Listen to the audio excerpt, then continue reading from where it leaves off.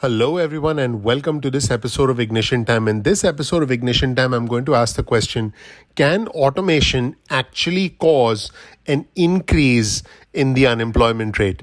Welcome to our channel, everyone. My name is Dr. Nitin Chhoda with Ignition Time. This right here is a little bit of information about me. You'll learn more about who I am, what my journey has been like, and why you should listen to me. Please click the like button. Please subscribe. Please enable notifications. That is your vote of confidence in our channel. Let's take a look at this headline on your screen from ARK Invest.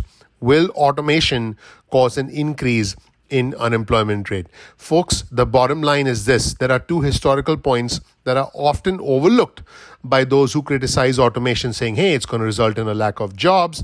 It's going to result in a whole bunch of people becoming redundant. Well, folks, number one, automation can increase wages. And number two, automation can actually transform non-market activity into commercial activity. Let's take a closer look at this content, this incredible article from ARK Invest. By the way, we'll provide you with the link to this article in the description section below. I'll quote directly from the article. We believe several industries have served to illustrate these points, and others will continue to do so, among them agriculture, food, autonomous vehicles, and manufacturing. During the 30 years ended in the early 1970s, for example, the percentage of farms with tractors increased from roughly 20% to more than 80%, as shown in this graph on your screen. Because farming accounts for 21.5% of US jobs in the 1930s, the shift to tractors actually caused fears of massive unemployment and another depression. This is very interesting.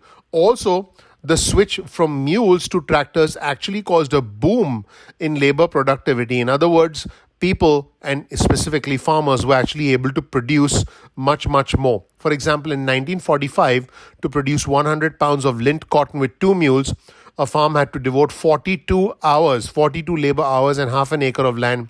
30 years later, in 1975, farms with tractors produced the same amount of cotton with only 2.5 labor hours and less than a quarter of an acre of land. In other words, labor productivity significantly increased. In fact, it soared by more than 17-fold. Let's take a look at this chart on your screen. Labor hours required to produce 100 pounds of lint cotton on the left side using two mules and a tractor, and the acres required to produce 100 pounds of lint cotton on the left side with two mules in 1945 and on the right side with a tractor in 1975.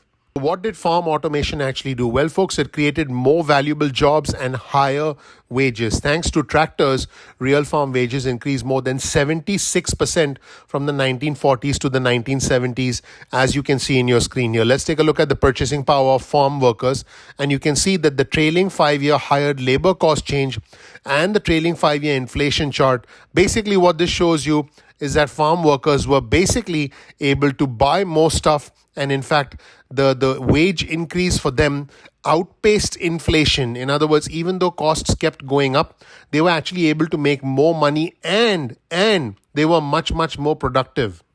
Now, this is where the article gets really interesting. And again, I'll quote from the article. Yet critics tried to change the subject, focusing instead on the drop in total labor hours. Indeed, from 1950 to 1975, total employment in US agriculture did decline from roughly 10 million to 4 million, but 82% of the 6 million quote-unquote jobs lost were associated with unpaid family workers, as shown below, who had the opportunity to search and then find paid employment. So let's take a look at this graph on your screen that shows you paid versus unpaid farm workers. In other words, yes, there was an increase in unpaid family workers. But again, I'll quote from the article. This labor dynamic has not been limited to agriculture. Automation has transformed unpaid labor into paid labor in other industries. Let's take a look at the washing machine, for example. It monetized the unpaid time spent cleaning clothes. In other words, now you actually have time, instead of washing your clothes by hand, you actually have time to do something else. In this case, maybe do something online. So folks, this is very interesting. And again, I'll quote from the article.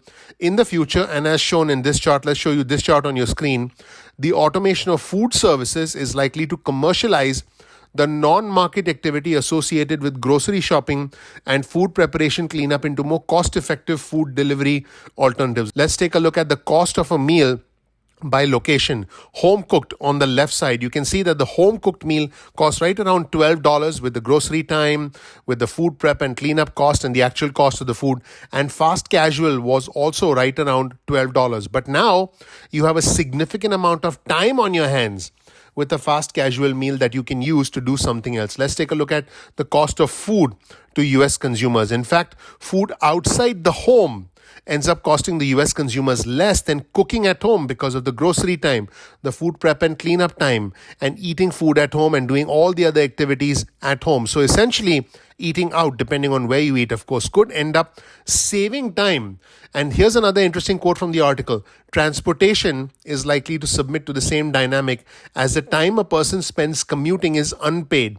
In the US, roughly 1.1 million professional taxi ride-hailing drivers, we're talking Uber drivers, Lyft drivers, and 225 million non-professional drivers spend about 70 cents per mile to operate their own cars. ARC's research demonstrates that with remote operator networks handling corner cases, in other words, last mile delivery, in other words, going from point A to point B locally, mature autonomous taxi networks, we're talking about taxis that are essentially not even driven by anyone, could offer transportation services for just 25 cents a mile, removing the need for the 1.1 million professional drivers and incentivizing 225 million non-professional drivers to go autonomous. In other words, instead of you driving, think of a world in which you get into a car, the car is completely driverless, and while the car is being driven, you're on the phone, you're on your computer, you're actually getting work done at that time. In their early days, ARC estimates that the number of remote operators necessary to scale autonomous taxi networks would be triple the number of professional drivers employed today, roughly 3 million, all of whom would commercialize the trillions of dollars now categorized as non-market activity. So let's take a look at the purchasing power of manufacturing workers on your screen right now. And again, the black line represents the trailing 5-year inflation, and the purple line represents the trailing 5-year change in manufacturing wages. So what is the bottom line, folks? And again, I'll quote from the article. ARC believes that the burden of proof is on skeptics fearing, I quote, technological unemployment based on this time is different. We do not believe this time is different. In fact, folks, it's very clear that more and more people are becoming more and more productive, and the time they spend doing other things like driving, like cooking at home, could actually become paid work, because if they automate that or if they streamline that, they can now use their time to be on the phone to actually get paid for their time instead of doing things that are essentially unproductive. Here's another interesting quote from the article.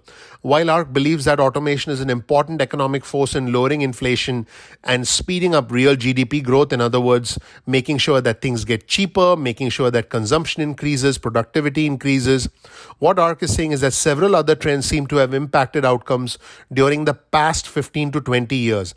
Despite productivity gains in manufacturing, for example, real manufacturing wages have been falling. And let's go back to the chart that represents purchasing power of manufacturing workers. If you look at this, you'll say, oh my God, manufacturing workers or workers in manufacturing are making less money while inflation is increasing. But folks, this represents the past 15 to 20 years.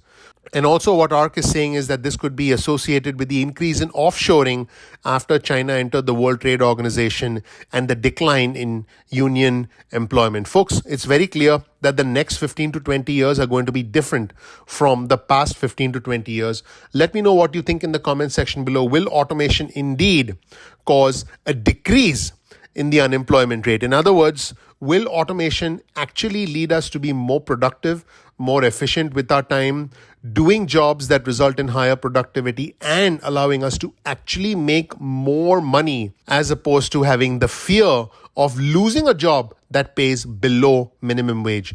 Folks, in my opinion, the bottom line is this, and this is extremely important. If you can increase your skills, either through experience or through education, you can actually be more efficient with your time. If you can be more efficient with your time and you can increase your productivity, you're going to make more money, as opposed to being stuck in a dead-end job using outdated tools and dead-end tools that result in you making minimum wage. Think about that for a second and let me know what you think in the comment section below. This is very similar to the example of the tractor versus the mule, which was an example from way back in the past, and a new example is autonomous vehicles versus actually driving around in a vehicle. Thank you so much for watching. I appreciate you. Please click the like button. Please subscribe. Please enable notifications. A ton of effort goes into the creation and production of these videos. I want you to know that you are greatly appreciated. Please click the like button. Please subscribe. Please enable notifications. Thank you so much. I'm looking forward to seeing you in the next episode of Ignition Time. Take care. Bye.